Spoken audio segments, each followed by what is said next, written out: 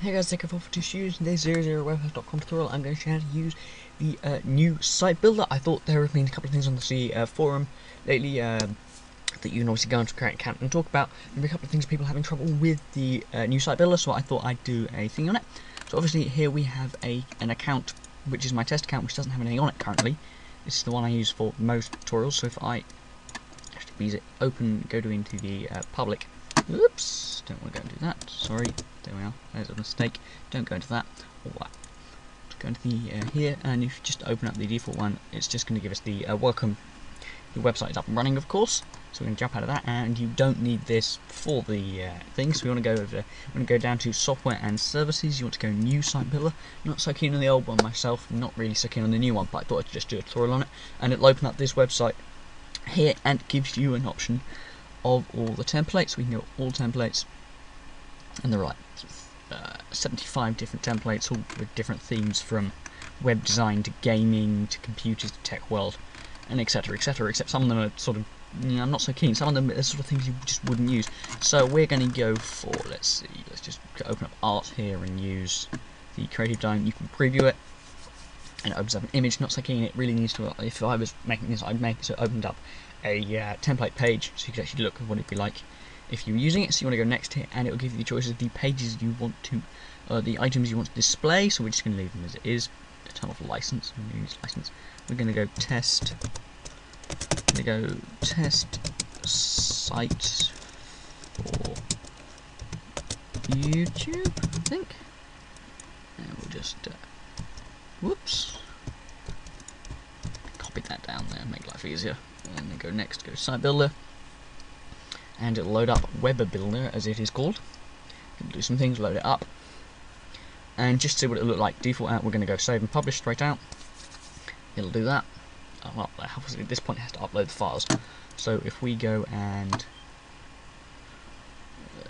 refresh the page with F5, it'll load up the pages. So if we now go back to our website here, it will go straight into the default theme. Obviously got the links up here, I'm not so keen on that red myself, it doesn't show well. So blog, news, news feeds, you go into these things, it doesn't actually have anything on it, it just has some text. So blog here, it will have some text. It wants to have some text. User, I'm not quite sure on that page because it obviously just has some text. So let's first show you how to create a new page. You want to go new item here, and you click on that a little bit here, and you have remove, move, add submenu, edit menu, you've got rename. So let's do this for, let's have a look at YouTube. Obviously it'll load up a page, not YouTube itself, but let's go save that. And we go save and preview. It'll load up a preview page still on their server, so it hasn't reloaded your account. And you click here, and it will load up /YouTube, and it will give you some default stuff here with a picture. So let's go and save that, and you can look at it on the actual your actual account. So you want to refresh the page here, and it should, yep, there we are, come along. I've had some bugs where it doesn't actually, when you go and refresh and come out, it doesn't actually sometimes load up the bugs, load up the page for some reason. Some bugs. Software's still sort of test stages, so it's a bit buggy. So we're going to close their preview, jump back to the site builder itself. Let's jump over to this page, and we'll do some basic edits and add in some different images.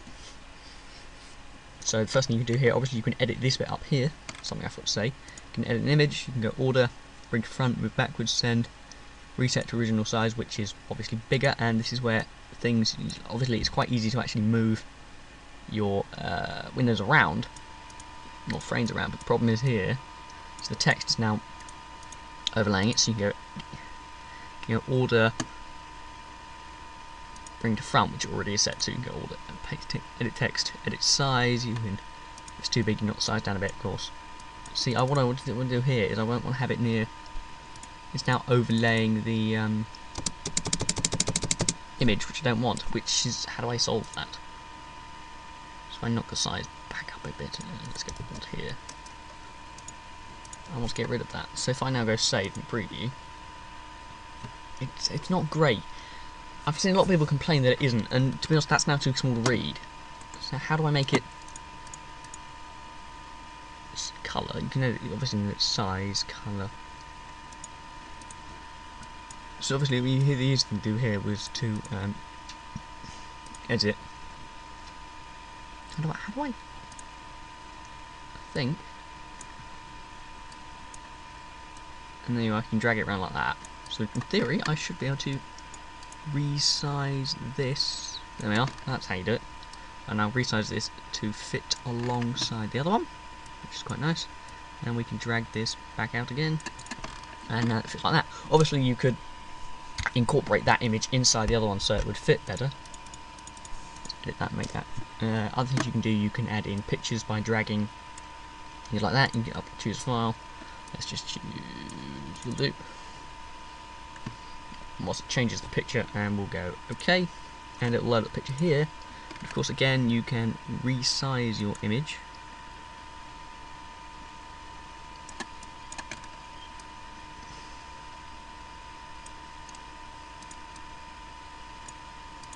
Where's it gone? It's just going to move that out of the way a sec. Okay, resize your image so it was like on there. So if we now went to save and preview, and we load it up, hopefully, come on, and we'll have our image here, which obviously you can go open a new tab. If you did that with whichever browser you've got, hopefully Google Chrome and Firefox, you can obviously open the image up, or you could, I'm sure there must be some way of getting it to open it in frame sort of thing, which is what you need to do if you want to do. The other things you can add, like tables, galleries. So if we go on to, let's say, another page, going to use a go-to page, and we'll delete the default text and add in the gallery and see how they work. So we want to get the gallery and drag it onto here, select, and it'll ask us to upload some images. And let's upload. Where's that image gone? We'll upload. No, it's a bit big. We'll upload. Where's it gone? Let's upload that. It's YouTube background and that one. Now we go up here. Let's only upload another one, so we'll upload the other one again. Upload. Shouldn't take very long to find a small picture, but it is. Oh, come on. And we do that, so go hit done, and it'll add in our gallery. Again, we can go save and preview. It does take some time, and these will open in, or should open up in a frame. This is a YouTube background I'm working on. Hopefully, when I get Social Blade partnership at some point. So we can close that again. And that is better instead if you could build, because they're so small, you could build it into bits of your area as a page where you wanted pictures. That's quite nice. That's a nice feature. That's the only feature I like out of that. So we can go save and publish. So we can look at that on the actual site. We'll refresh the page. Hopefully that's finished. Yes. Refresh our page. Come on. It's somewhat slow, I have found, this, whichever server this is on. And then we have that picture. So we can jump over to, what did I put in, user. Again, we have our gallery, and it opens up the picture, and for example, to the other one, looking at it here again, the other one which doesn't have back and forward arrows, which is not so good when it loads up the picture. So you can close that from there. So other things you can do, you can add news, blog, forms is quite a nice feature. We just drag a form on here, name, email, so you can do like a contact page. How did you find, you can add optional fields, which is the other one in there. Message, and you can also edit your target email, things like that, because you can edit these again later. Should we edit form? So there we are. So we're going to go save and publish that one. There are some nice things you can do with this, and because it makes life a lot easier instead of coding it straight out with PHP. So where did you find this? Google. So that's quite nice. So it's easy to add in drop-down forms and stuff. Obviously, you want to add in a label saying where from. So let's say we wanted a person to have that next to their form. We could easily just drag and drop it, which is so good. I've used some site builders in the past which supposedly say they drag and drop, and they're just, to be honest, appallingly made. Let's close that one, and see now the form is next to that, which makes it someone wants to say something about that image. Oh, actually it does say email names, where did you find us? So in theory, if we shove that further over, whoops, he says make me go wait, so we can do that and bring it all the way over here. Where do you find us? Obviously the ones. So we'll go save and publish again. It'll open up the form. It's quite nice. So there is a lot of nice features with this, and some flaws because it's drag and drop. I've never been so keen on default drag and drop things. Obviously, you can add text, images, and one thing you can nice is you can change properties like background transparent, upload a background image, repeat, do not repeat, or angle position, different areas of the page. So you just want it in the corner, you can have it and then set don't repeat, and it just be in that corner, and then have background colour as well, which is always nice. We're going to cancel on that one. And you can reset template, you can change your template default out, gives you a preview of the template, and you can report bug because it's only the start of the program. There are other things you can obviously do with the blog. If you go to the page, it will have your blog thing. So if I drag in blog, curiosity, on here, what's it going to do? Create new. Modify the current page domain. You want to save these. You want to save these. Yes. Modifications. What's it going to do now? It has opened up a blog manager area. Quite nice. So, new blog, rename name, add blog post. So it is a bit slow, which is not so good. Let's go. Hello. Spell it right, which will probably help. Test. Whoops! I thought I clicked down. Yeah, no, I thought you have to. How do I? Properties. No, that's the. Oh, drag element. You have to drag. That's a bit silly. You shouldn't have to drag your text element in. I think if you can already do a title, so let's add text there.